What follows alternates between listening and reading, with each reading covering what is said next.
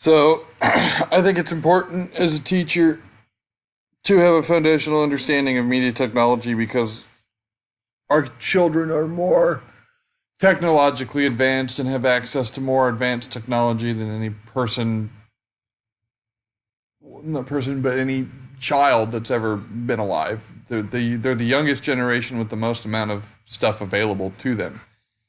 And embracing what they learn with how they learn it with what's going to be applicable to their lives is the best way to get them to understand the material. A lot of the math resources we have are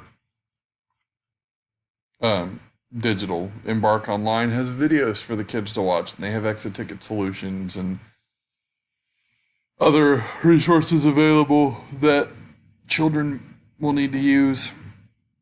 It's also important because more and more resources are being created for teachers online through either Teachers Pay Teachers or various YouTube channels that not embracing that resource is actually costing you more educational tools than it would be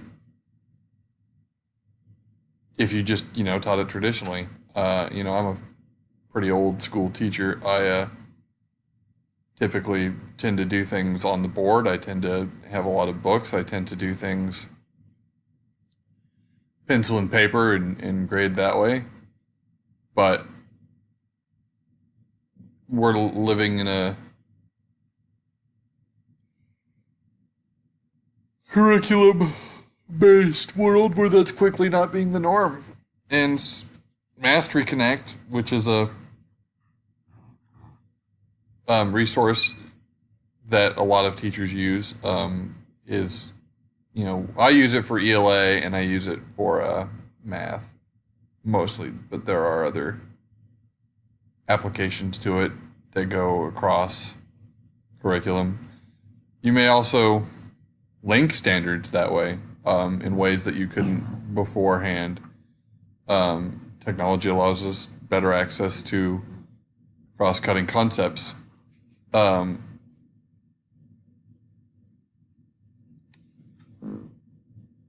As far as cross-cutting concepts go, I think one of the easier ones to work with, especially with how technological kids are and how we're able to reach and educate them, is Prezi. I first encountered Prezi when I was in my undergrad for I believe it was a philosophy class, and they used the Prezi wheels to explain the 13 illogical fallacies and actually go through how those fallacies were important and what each one stood for and the animations were for. And it was very engaging. It was much different than what I was used to with PowerPoint, especially being a major that was focused on education. Going through something like that was, and being from an education-backed major, it was difficult for a lot of people in my class to get out of the habit of using things like PowerPoint. I know for one of my classes, I was helping to create a smartphone app called Spokane Historical, and we went through, different historical sites of the city of Spokane, Washington, and we had to, conduct interviews and take pictures and have a small audio tour available. And going through that, the best way to present it was, in my mindset, was PowerPoint. And I'll never forget because I showed it to the professor and he said, "Yep, that's the education major right there." And then ever since then, Prezi's just been a more attractive option. I don't really think that it's difficult to use. It is more technologically, advanced than PowerPoint, but I think that's a good thing. I think PowerPoint's a little bit behind times in terms of what it can do and what it's capable of, and Prezi fills that gap pretty nicely. I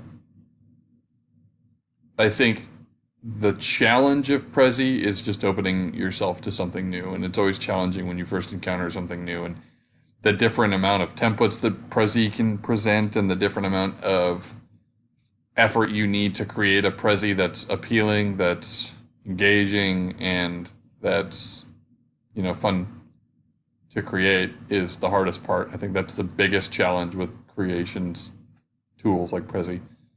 I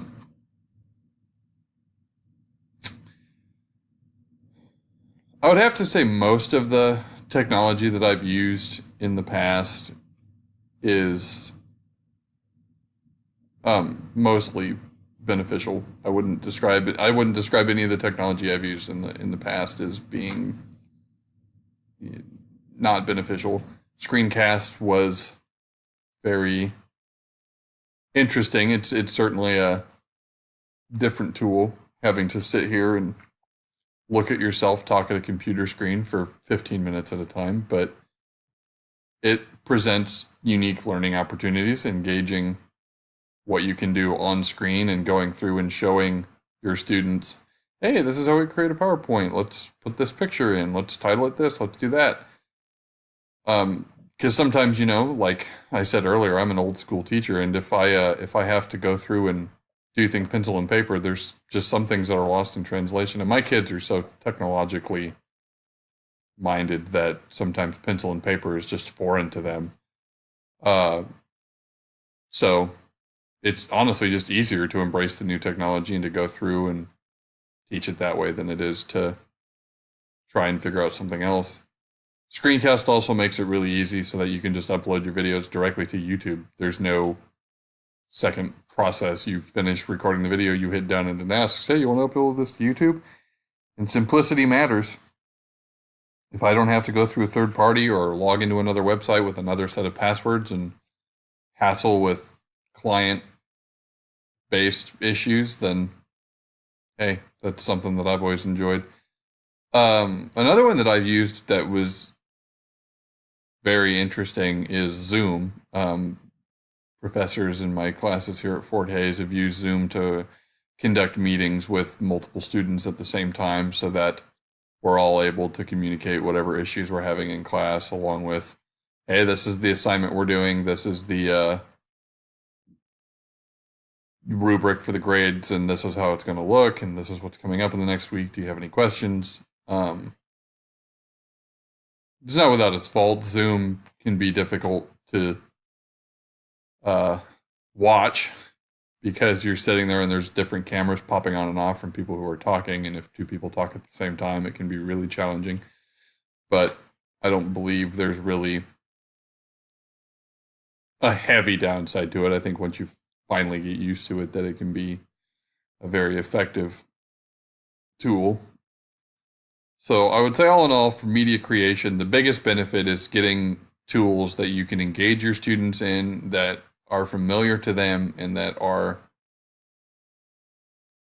the way they're going to learn things in the future. The world that they're going into is more technologically advanced and more technologically sound than any world that we've ever lived in. And it's one of those you either catch up or fall behind type of things. And getting our kids the best step we can forward is our job as a teacher, isn't it? It's what we're supposed to be doing. And embracing these technologies like Screencast, Zoom, Prezi, all of those things are important steps towards that. So